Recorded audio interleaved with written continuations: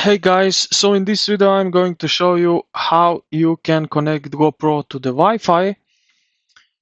So let's go and do that. Now the first thing what we need to do is go here to the GoPro camera to the pairing mode. So what we need to do is go to the settings, so swipe down and then swipe left.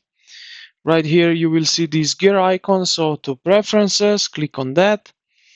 Then you will see the second one, wireless connection, like that. Now you see setup auto upload. Now we need to go to the app. Here we need to go to the GoPro icon down below at the right bottom corner, like so, and just follow the steps and you will connect your GoPro with the app. And this is the first step. Now what we can do, we then go here to the gear icon again in the app and we need to find now auto upload or something like that. We just need to find it.